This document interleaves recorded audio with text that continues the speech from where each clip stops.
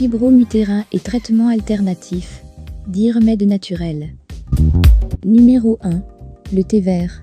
Une équipe de chercheurs ont étudié les effets du galates d'épigalocatéchine, le principe actif principal du thé vert, sur 39 femmes âgées de 18 à 50 ans qui souffraient de fibromes utérins.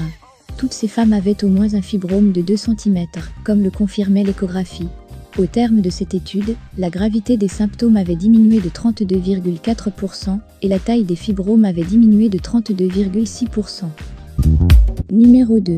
Le KBG. Le KBG est un remède traditionnel à base de plantes chinoises. Au cours d'une étude clinique, l'action thérapeutique du KBG a été évaluée sur 110 patientes non ménopausées atteintes de fibromes utérins. Un rétrécissement des fibromes utérins a été observé dans environ 60% des cas. Numéro 3. Le resveratrol. Le resveratrol est un puissant antioxydant, présent dans les cacahuètes, le chocolat, les raisins, les mûres et d'autres plantes. Selon les premières conclusions des recherches scientifiques, le resveratrol est capable de freiner la croissance des cellules des fibromes utérins. Numéro 4. La curcumine.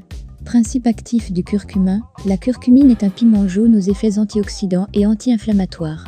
Une étude publiée dans la revue Gynecological Endocrinology a montré que la curcumine inhibait la reproduction des cellules fibroïdes.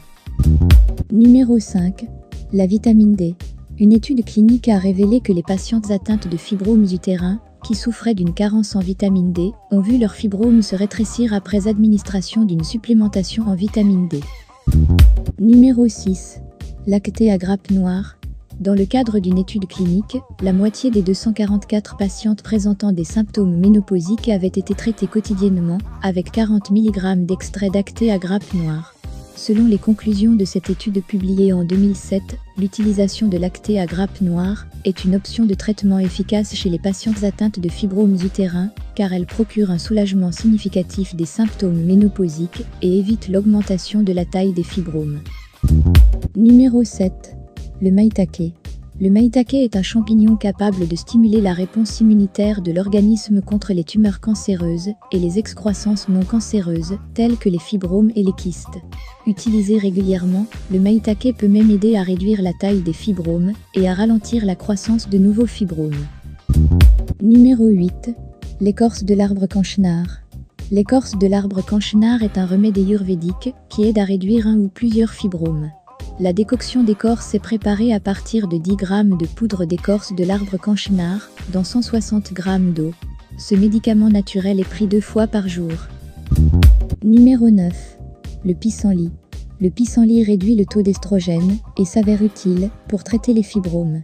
Un infusé de racines de pissenlit peut être préparé facilement à la maison à l'aide de 3 cuillères à café de racines de pissenlit dans une tasse et demie d'eau chaude. Laissez infuser les racines pendant 15 minutes, puis filtrez.